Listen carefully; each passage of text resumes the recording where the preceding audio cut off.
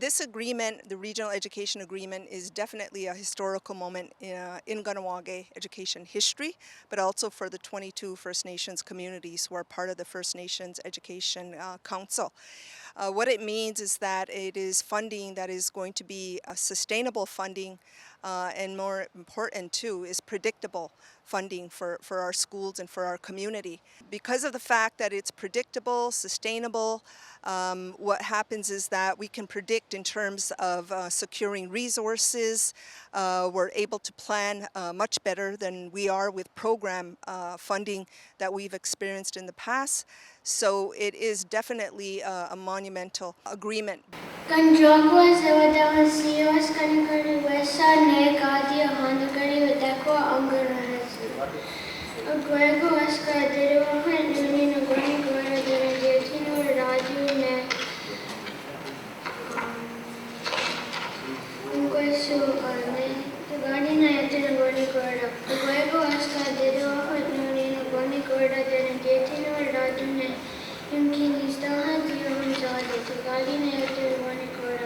Now go out to our young Kahnawake speaker. There's nothing more beautiful than hearing your young ones speak your language.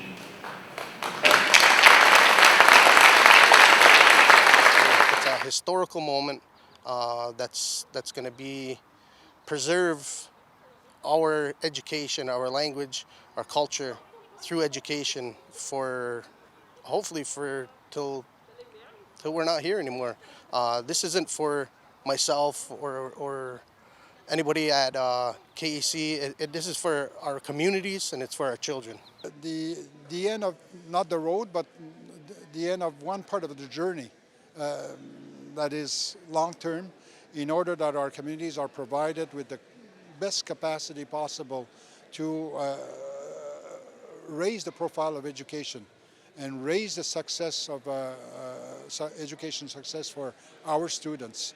And to me, that's a lot of it is based on perseverance and persuasion, in making sure that the federal government understands this. I think it's very promising for the future, and I'm glad to hear Minister Haidu say that, partnership is important, so we'll certainly try to provide, energy into that. I'm really happy to be here, and I'm really proud of the hard work that's been done.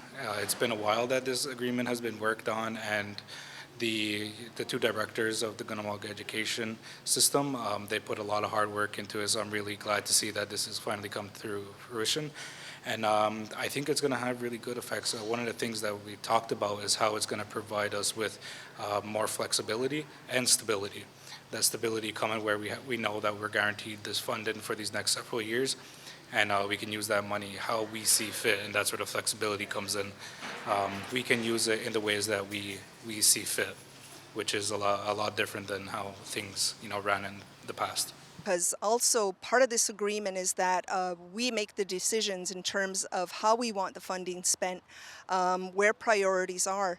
And something that we didn't have in the past was funding that was specific for language and culture.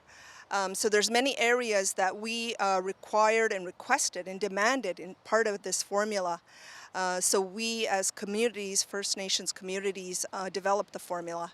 And that's what's also very historical and important about this formula, is that it is a formula based on our needs, our realities, our diversity.